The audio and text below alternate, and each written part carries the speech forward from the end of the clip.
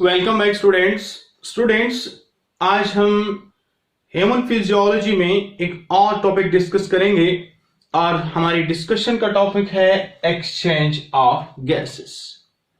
Exchange of gases, सबसे पहली चीज, एक्सचेंज ऑफ गैसेस क्या है? एक्सचेंज ऑफ गैसेस का मतलब यह है कि जो इंस्पायर्ड एयर है और जो फॉल एयर है उसका एक्सचेंज होना, मींस ऑक्सीजन और कार्बन डाइऑक्साइड का एक्सचेंज करना at the lungs as well as at the body tissue. तो एक्सचेंज ऑफ गैसेस मोस्टली पहले लंग्स पे होती है within the alveoli, and exchange of gases also takes place at the body tissue with the blood. तो exchange of gases किस पे depend करती है? ये डिफ्यूजन पे डिपेंड करती है। डिफ्यूजन मीन्स ये किस तरह से हो रही है, the movement of the molecules from higher concentration to the lower concentration, that is known as diffusion. एक और चीज हमें एक्सचेंज ऑफ गैसेस के हवाले से अंडरस्टैंड करनी होगी, that is partial pressure. Exchange of the gases partial pressure की बुनियाद पे भी होती है। पार्शियल प्रेशर का मतलब है a pressure of a particular gas within the mixture of the gas, और पार्शियल प्रेशर को रिप्रेजेंट करते हैं P से। अगर ऑक्सीजन का लिखना होगा तो PO2, एंड कार्बन डाइऑक्साइड को लिखना होगा तो पार्शियल प्रेशर कार्बन डाइऑक्साइड, ऐसे लिखते हैं। तो पार्शियल प्रेशर का मतलब क्या है? The pressure of a gas within the mixture of the gas. एक चीज, factors which are affecting the exchange of the gas, बहुत सारे फैक्टर्स हैं, कुछ इंपॉर्टेंट। पहली चीज, exchange of the gas depend करेगी pressure of the gas, that means partial pressure. दूसरा, thickness of the membrane, membrane कितनी थिक है। और तीसरा, surface area of the exchange of the gases. Exchange of the gases हम दो phases में इसको डिवाइड करेंगे। एक, exchange of the gas at lungs, that is within the alveoli, और दूसरा, exchange of the gas at the tissue, body tissue. जो exchange of the gas lungs पे होगी उसको हम एक्सटर्नल रेस्पिरेशन कहते हैं, और जो exchange of the gas alveoli पे होगी, सॉरी एट द टिश्यू होगी, उसको हम इंटरनल रेस्पिरेशन कहते हैं। सबसे पहली चीज, exchange of the gas at lungs or at the alveoli. Alveoli का स्ट्रक्चर हमने यहां पे डिस्प्ले किया है।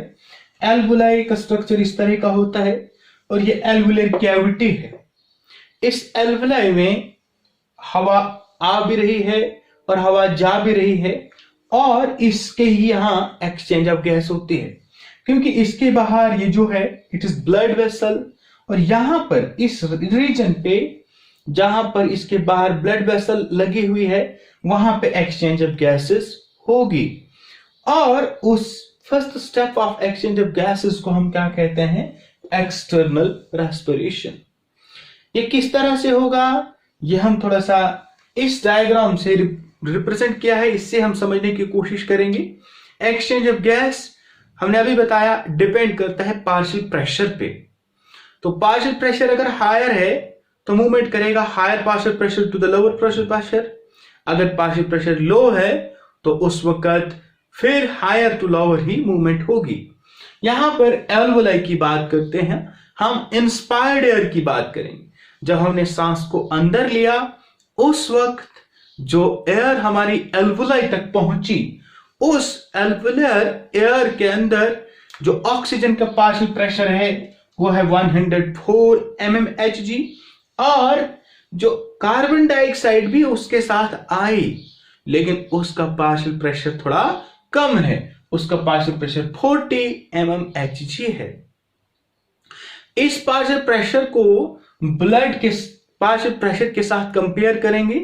ऑक्सीजन के यहां क्या पार्शियल प्रेशर है विद इन द ब्लड, और कार्बन डाइऑक्साइड का विद इन द ब्लड क्या पार्शियल प्रेशर है।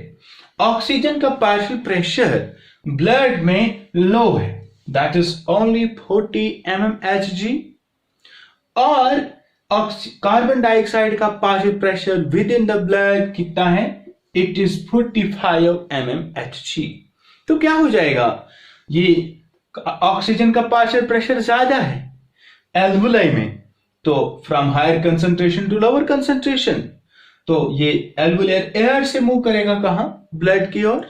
और कार्बन डाइऑक्साइड का ब्लड में ज्यादा पार्शियल प्रेशर है in comparison to that of alveoli, तो कार्बन डाइऑक्साइड यहां से मूव करेगी वहां, तो यहां पर एक्सचेंज ऑफ गैस हो रही है। क्या हो रहा है, ऑक्सीजन ब्लड सेल्स के अंदर आ रही है, कार्बन डाइऑक्साइड यहां से एल्वुलाई में चली जाती है। इस एक्सचेंज को हम एक्सटर्नल रेस्पिरेशन कहते हैं। अब ये जो ब्लड जिसको हमने ऑक्सीजनेटेड ब्लड कहा, ये ब्लड यहां से उठकर कहां जाएगा, हार्ट में चली जाएगा, और हार्ट के किस में चले जाएगा, ये जाएगा लेफ्ट ऑरिकल में, लेफ्ट ऑरिकल से चले जाएगा लेफ्ट वेंट्रिकल में। और हमें मालूम है लेफ्ट वेंट्रिकल से ब्लड उठकर तो पूरी बॉडी में सर्कुलेट हो जाएगा, पंप हो जाएगा और पहुंचाया जाएगा कहां, बॉडी के तमाम सेल्स के अंदर। जब बॉडी के सेल्स और टिश्यू की बात हो जाएगी तो वहां फिर एक्सचेंज ऑफ गैस हो रही है। यहां पे हमने उसको दिखाने की कोशिश की है।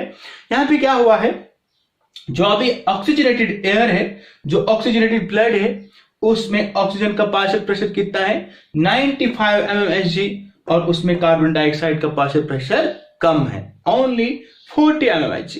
जब यहां पे आप बॉडी टिश्यू की बात करते हैं तो ये ब्लड कहां से आया है, ये हमारे हार्ट से पंप होकर बॉडी टिश्यू तक पहुंचाया जा रहा है। यहां पर ये ऑक्सीजन का पार्शियल प्रेशर हाई है, दैट इज 95 mmHg, तो कार्बन डाइऑक्साइड का लो है, तो ऑक्सीजन मूव करेगी इस ब्लड से कहां, बॉडी टिश्यू के यहां।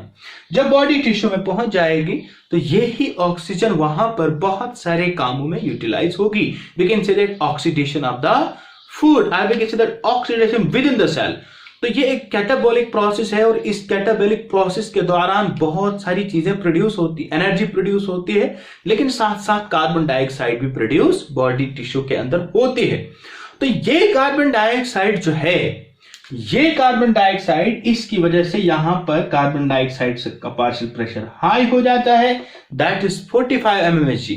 अभी कम था, लेकिन जब यहां पे कैटाबॉलिक प्रोसेस के दौरान ये प्रोड्यूस हुई तो कार्बन डाइऑक्साइड का प्रेशर अल्टीमेटली ज्यादा हो गया।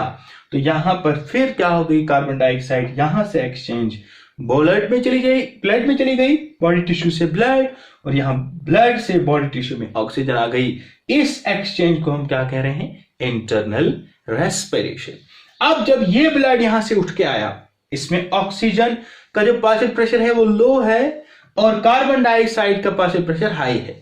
ऑक्सीजन का पार्शियल प्रेशर लो क्यों हुआ, क्योंकि ये ऑक्सीजन बॉडी टिश्यू में यूटिलाइज हो गई और बहुत सारे कामों के लिए यूज हो गई। यही यहां पर क्या हो गया, फिर ऑक्सीजन का प्रेशर अल्टीमेटली कम हो गया, तो ऑक्सीजन का पार्शियल प्रेशर ओनली 40 mmHg हो गया, और कार्बन डाइऑक्साइड का पार्शियल प्रेशर ज्यादा हो गया, ये 45 mmHg पहुंच गया। तो इस ब्लड को, जिस ब्लड में ऑक्सीजन की कंसंट्रेशन कम हो और कार्बन डाइऑक्साइड की कंसंट्रेशन ज्यादा हो, उस ब्लड को डीऑक्सीजनेटेड ब्लड कहते हैं। डीऑक्सीजनेटेड ब्लड अब यहां से आकर बहुत सारी वेन्स ज्वाइन होकर, और बड़ी बड़ी दो वेन्स, सुपीरियर और इंफीरियर वेना केवा के जरिए से हमारे किस में पहुंच जाता है, it is right auricle. Right auricle में ये पहुंच जाता है, और राइट ऑरिकल से कहां पहुंच गया, राइट वेंट्रिकल।